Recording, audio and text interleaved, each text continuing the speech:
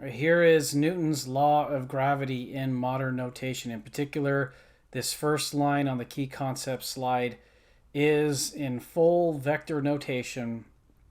Newton's law of gravity describing two massive objects separated by some distance r. The 1, 2 subscripts here that kind of occur throughout are referring to object 1 and object 2 in this notation. I've also written underneath here because we're going to be able to do a lot of problems without having to worry about all this vector stuff. In fact, in this class, there's stuff in this formula that we're probably better off just not touching, but we might draw some pictures though and make reference to it.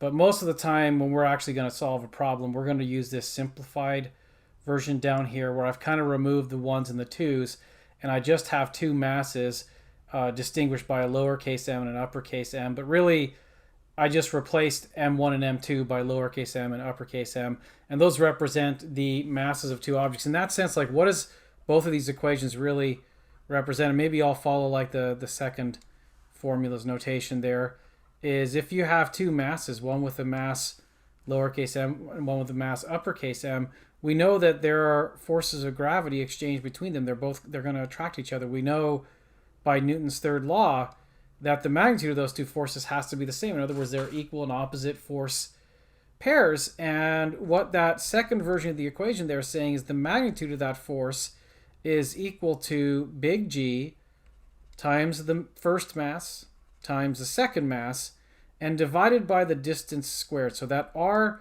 represents the distance. In that sense, in this picture right here, if I wanted to say what is R, it would be like this. It would be that distance between the two objects. Now, a couple other parts worth talking about. Sometimes, like, presenting this is a lot of information to take in all at once, really, so we have to get a little bit used to it. This thing I called big G, that's common way of referring to it that physicists have. That's the gravitational constant. And in the slide, this slide's a little bit out of date because I listed here this value of 6.67408 times 10 to the minus 11 Newton meters squared per kilogram squared. And then I said there, this is the latest co-data value, but beyond 3 sig fig, the accuracy is debatable. So let's see, 3 sig fig would be like the 6.67. So I think what I'm saying with that, it might actually be good to like 4 sig fig these days, but for problems, we can probably just do 6.67 times 10 to the minus 11 in these units and be fine. I went ahead and looked up the most recent as of the recording of this video, which obviously this slide I made before this, what the new co-data value is as of 2018. They did they found a new value based on the kinds of experiments that they based their values on. And that value I've written over here, and it's pretty close, but instead of the 08, there's a 30. So you can tell those first 4 sig figs are definitely in agreement. I also found an error posted for it of plus or minus 0.00015 times 10 to the minus 11 Newton meters squared per kilogram squared. So that's really indicating uncertainty in these last two digits here.